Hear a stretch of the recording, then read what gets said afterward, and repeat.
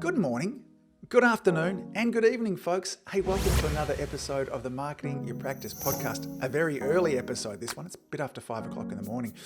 The podcast where I get to simplify the marketing and the mindset so you, the chiropractor, can increase your income, your impact, and your enjoyment in practice too. Now, it's early because I'm going to get up and play some golf, and I really wanted to get this episode recorded today, and so I'm doing it before golf. In today's episode, I'm going to share with you a communication strategy that will make your message a lot more memorable. In fact, the research says maybe as much as 20 times more memorable. This same strategy also will help you get and break through for a lot more behavior change. This is important for us as health practitioners, as chiropractors, because we want people following through with our recommendations. This same communication strategy that I'll share with you today is also really powerful at building community as well. So, fun episode we've got ahead. Now, before we get into that, I want to share a story with you. Now, I tell this story often to my coaching clients. When I begin a coaching relationship with people, I start with an initial consultation where I want to find out a bit of their background story. I want to find out the things that have impacted them both positively and negatively. Now, by the time we end up as adults, most of us are metaphorically carrying around a bunch of backpacks of things that have happened to us through our schooling years, and mostly things that have happened to us very early in our life that we've created significant meaning in around. Now, these events often hold us back. They hold us back from putting ourselves out there. They make us fearful of rejection.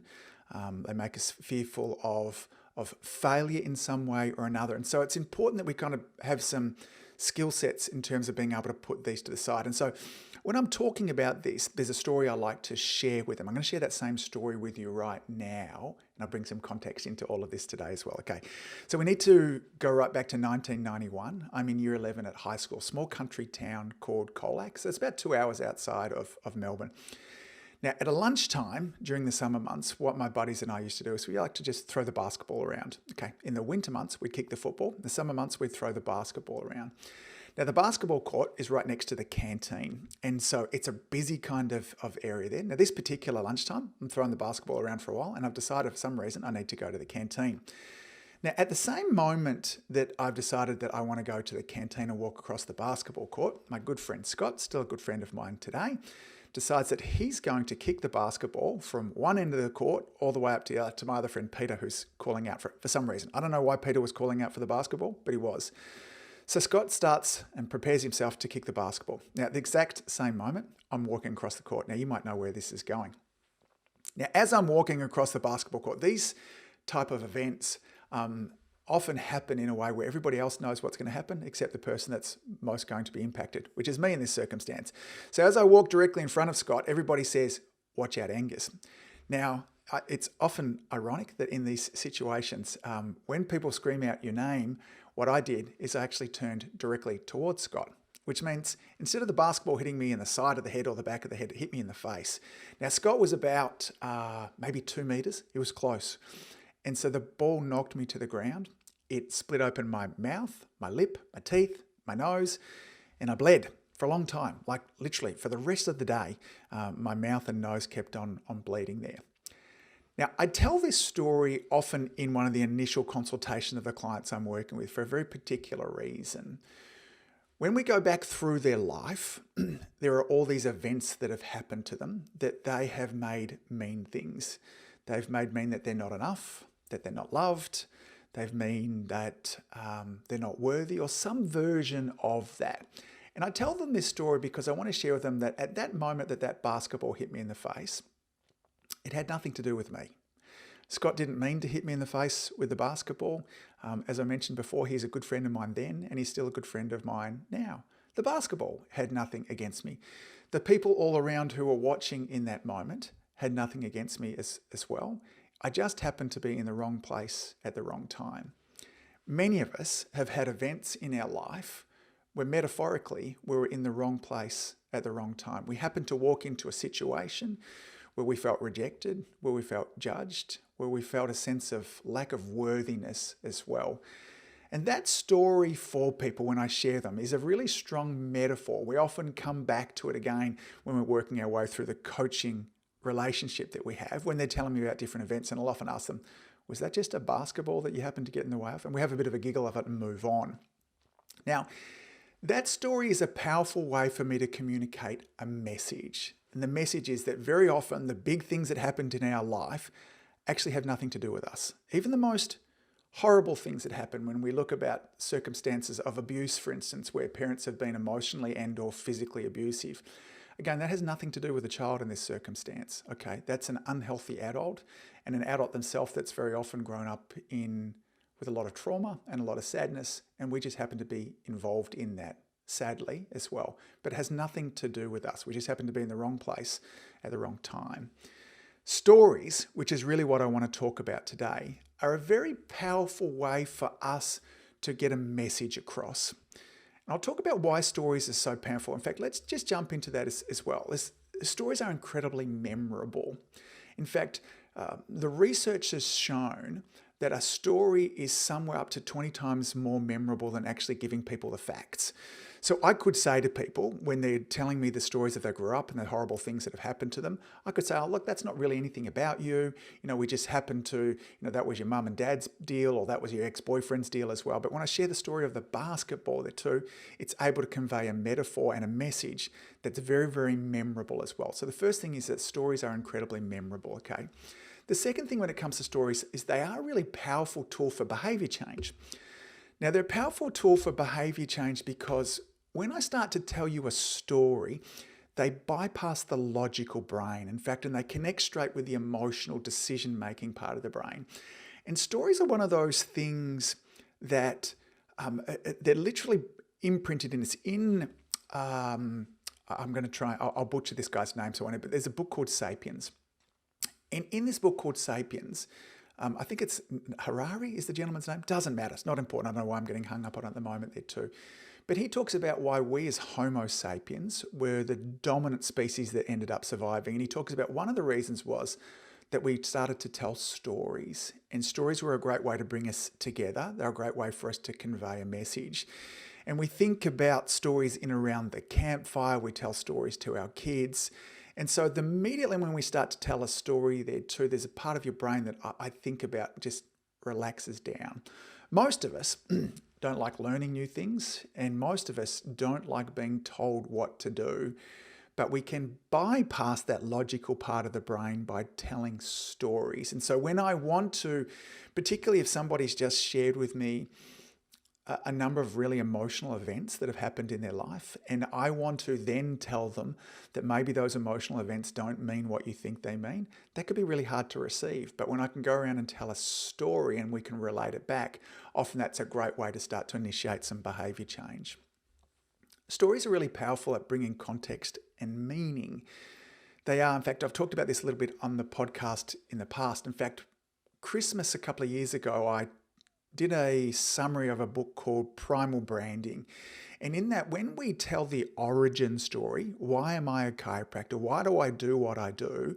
That brings context and meaning. And if you think about any of the really strong brands that you have a relationship with, then my guess is you probably know a bit of their background story, the origin story of whether it be Oprah Winfrey or whether it be somebody like Elon Musk. We know the story of what was it that took them from where they were to where they are as well. So we see brands even like Apple as well. So stories are really powerful at bringing context and meaning. And then finally too, stories are really powerful at creating connection. So for all those reasons I talked about before, we can imagine ourselves sitting around the campfire and connecting in around a story. So these are all things that are really, really important for you as a chiropractor, is to be telling more stories. Now, there are 3 different sorts of stories that you should be telling, and I'm going to go into depth in one of them today. One of the stories that you should be telling is your brand story. That's a little bit of your origin story. Why do you do what you do? Okay, so are you a chiropractor? Why now? Why should I care about it? In essence, that's the brand story. Another story that you should be telling is your client story. This is a testimonial story. Now, unfortunately, here in Australia, we can't tell it. So if you're an Australia doc listening to this, that's one that we can't share. But if I was anywhere else in the world, I would be often sharing client testimonials. So these can be a powerful tool. Like when I had somebody on the table in front of me who I wanted to get a message over, maybe about chiropractic and the immune system, for instance, instead of me going into the neurophysiology of how the nervous system connects to the immune system, I might just tell them a story of another patient who came in to see me who had immune issues or allergies or whatever it was there too, and the results that they got. And that can be a great way for them to be thinking, wow, if that person got those results, then maybe I can too. Now, the story I want to talk with you about today, I'm going to give you a framework of how it works, and I'll give you some examples of how I've used it specifically in my practice. These are called daily stories or personal stories as well. Now, these are fantastic for us to use in our patient conversations, with any message that we want to share throughout the day. They're really good for us to share in our social media, so they're great for video, they're great in the written word as well. These sort of stories really help you stand out from the crowd because they will keep your patients, your audience, your community interested, engaged, and they allow you to teach under the radar. This is, again, the concepts that we are teaching as chiropractors that make so much sense to us, this idea of the body being self-healing, the nervous system being the master system, that there being a universal intelligence. We don't think twice about that. But for a lot of the world, these are foreign concepts. And so we need a strategy of how we can teach under the radar as well, okay? Now, telling these stories, particularly daily stories as well, where other brands and practices out there might be focusing on teaching, you'll be building connection because you'll be telling stories. Now, in order for you to get good with these personal or daily stories, you're going to need to start to bring in awareness. You're going to need to start to collect stories that'll help you communicate key messages that your business wants to share. So first of all, we want to think about, okay, what are the key messages that my business wants to share? Now, maybe they are things about the importance of follow through. Maybe they are the importance of maintenance and wellness. Maybe they're a story in around the nervous system being the master system as well. A key point here as well, the stories don't have to be about you, and you can definitely borrow stories from other people as well. So as I mentioned before, when and how do we use these stories? Well, these stories can be in any format. I'll read you an email version of one that I sent out to my patients not so long ago. They're great for audio. This is a podcast. I'm telling stories. Some of you are listening to it. Some of you are watching it. And they're fantastic for video also, okay? And they're really good one-on-one with your patients. So you could use these stories one-on-one with your patients, or if you're ever speaking to a group of people as well. Now, there are 5 parts that I want you to think about in this daily story that you want to kind of mold in together. There's an introduction. Now, in the introduction of the story, it's important for you to be really specific, time, day, and place. So if we go back to the beginning of this episode, I took you right back specifically to 1991, summer, lunchtime, colac. Now, that's the ingredients that we often do. Once upon a time in a land far, far away, we give the details of where it actually is. So there needs to be some detail in the beginning phase. Then what happens is there's an inciting incident, okay? Now, we need to get to the inciting incident quite quickly after we've introduced it. Now, if you're ever talking to somebody and somebody's telling you a story, if you're bored, you're trying to get to what happened? Get on with it, okay? So we need to get to the inciting incident because this sets the story in motion. Then what there is there's a segue. Now, the segue is the transition from your story into the teaching phase, okay? Particularly sort of stories that we're telling as well. Now, people often get caught with the segues, and I'm going to give you a bunch of segue frameworks that might kind of help you transition. And then there's the teaching from it. And then finally, often there's a call to action, which is what to do next. So if we go through that story that I told you with regards to the basketball, okay, obviously the introduction, I told you exactly where it was, 1991 in Colac. The inciting incident was being hit in the face with the basketball. Then there was a segue. What I did is I related that story there, and I would then, so if I was talking to a coaching client, I would relate that story into me being in the wrong place at the wrong time. And then I could go into a teaching moment with them that very often the events, the backpacks that they are holding with them, their fear of rejection, of failure, of lack of worthiness too, are just times when they've been in the wrong place at the wrong time.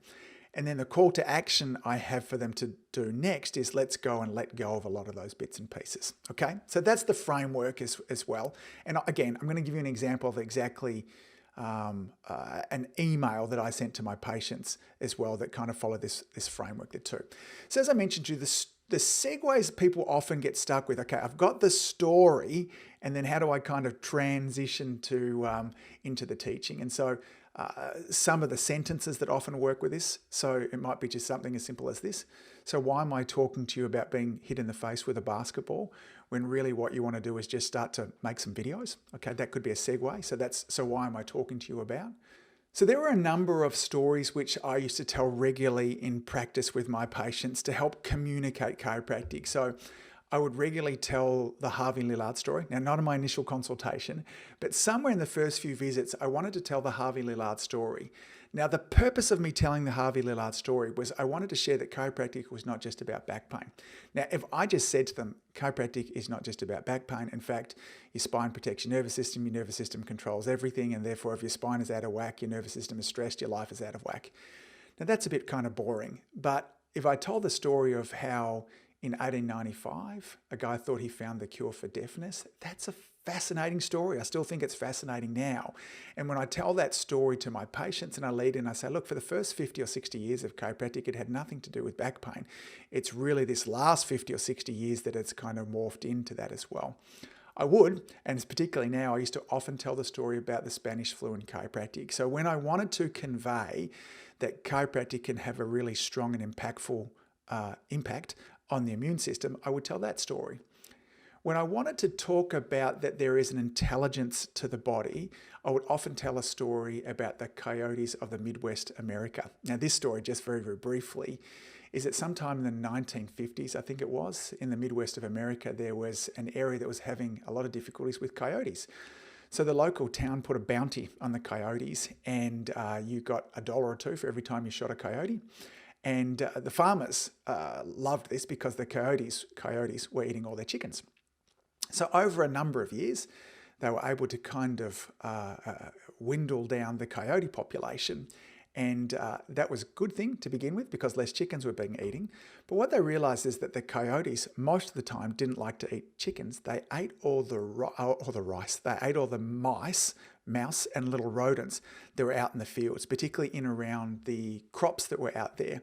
And so what they started to see happening is plagues of these rodents were going on there too.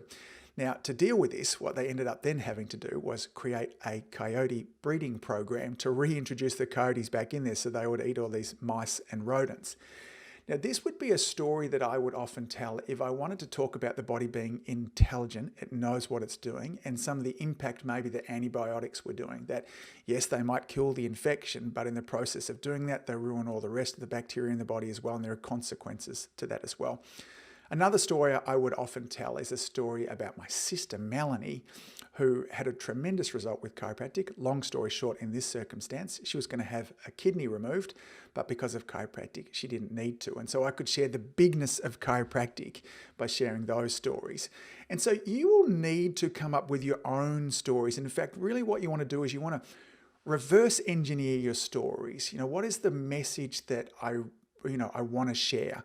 I had one of my clients, Chris, who wanted to share a video about the importance of maintenance or wellness care over time. And the way that he did that, he was walking down the street in his local town and he came across a beautiful old car. The car was from the early 1900s and it had been lovingly looked after because it was in perfect condition. And Chris kind of stood next to the car there, and the video that he said, this car here is 90 years old and it's beautiful. There's not a mark on it. The leather is perfect inside. And the reason it is this way is because it's been lovingly looked after. It's been maintained right the way throughout its life. Now, most cars, if they're not maintained, even by the time they're 15 or 20 years old, have these signs of rust and breakdown and dints and bangs. And then he transitions and he says, and our bodies are much the same way. When we maintain them, we can get well into our 90s. And so this is a great story. It's a visual metaphor that he shared that helps people understand the importance of maintenance and wellness. So let me share an email that I wrote to my patients recently that what I wanted to do, this is at the beginning times of in around COVID when that was kind of happening. And I wanted to share a different way maybe of looking at things. And so I'll share this email with you and I'll kind of break it down in terms of what it meant. So the email title was, "This Made Me Smile, Sean." So it was the person's name there too. I didn't call everybody Sean there too. So last Tuesday morning, I had to drive in the city to pick up a present for my wife. Now, it's important to bank those brownie points. Now, as I stopped at one of the numerous traffic lights, I looked to the footpath on my left and I saw a young guy with a mask pushed slightly to the side, smoke billowing from his nose and a cigarette purse between his lips. Now, that's the inciting incident that I've just shared there. I've set it up, okay? Last Tuesday morning, I was driving into the city to pick up a present for my wife, and then straight into the inciting incident there, which was the guy with his mask to the side and smoke billowing out of it too. Then I go on to say, crazy, hey? Now, don't get me wrong. This has nothing to do with masks. I'm all for the appropriate use of masks and social distancing. I'm looking at masks and social distancing like good team defense. Seeing this young guy, though, made me think about an important piece of the health puzzle that's being missed right now. That's the segue, okay? So that's how I've segued from this story that's going on. And now what I wanted to do is start to move into the teaching phase, okay? This is how I do it. So defense is important, but for all you sporting buffs out there, you know it's hard to win a game without equally good offense, okay? So that's the teaching that I've got in there. And then there's a call to action that I want them to what to do next. So I made a short video sharing 3 things you can do and 1 thing you shouldn't. That'll help you go on the health offense, i.e. keep you healthy and happy during these wacky times. It's less than 3 minutes long. Click here to watch it now. Keep smiling, Angus. So I could have just sent them an email saying it's important during these wacky times that you focus on offense, not just defense, that all this business about social distancing and masks is a bunch of rubbish and there's a better way to do it there, and gone straight into teaching. But doing that often has people closed down, as I mentioned beforehand. By telling this simple story through here, by bringing a mask and then segueing into another metaphor with regards to sport, these are one of the reasons why my emails get opened so often as well.